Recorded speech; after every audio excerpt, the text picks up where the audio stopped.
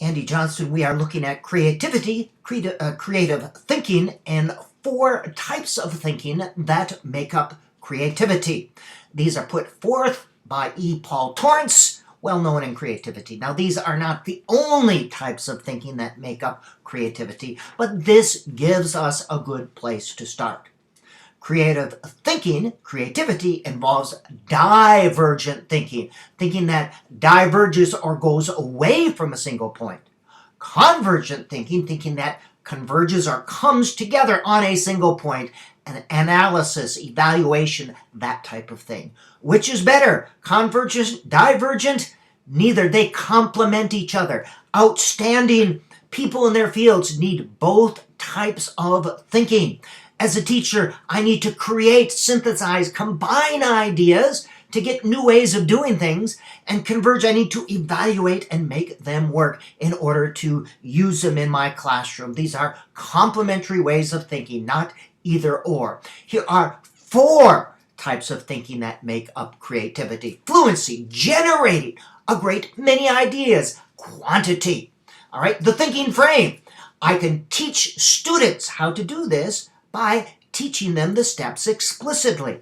Look at the idea. Don't worry about good or bad ideas. Add as many ideas as quickly as I can. I would teach students those steps explicitly.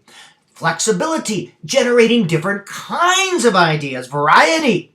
Look at the original, find other ways for it to be used, solved, or applied. Hopefully you're using creative thinking right now and thinking about, how can I use this in my classroom? How can I design activities and assignments using these ways of thinking? Elaboration, generate ideas that make the original thing better, more interesting, enhance or embellish it. Look at the idea, add things to it to make it better or more interesting. And originality, generating ideas that no one else has thought of, totally new, outside the box. Unique or unusual. Find an idea or problem, think of solutions or applications that no one else has thought of before. We can enhance students' creativity by teaching or developing these ways of thinking. We can teach creative thinking skills. A thinking skill is a cognitive process broken down into steps and taught explicitly. And you see an example right there of flexibility made into a thinking skill, a creative thinking skill, and I would teach those steps explicitly. For an example, to design activities and assignments using these 3 types of thinking, or 4, the 3 pigs.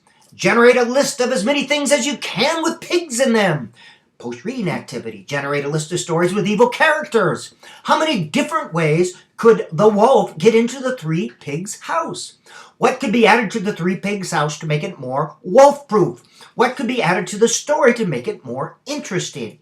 What is a completely new way for the wolf to get into the house that no one else has thought of before?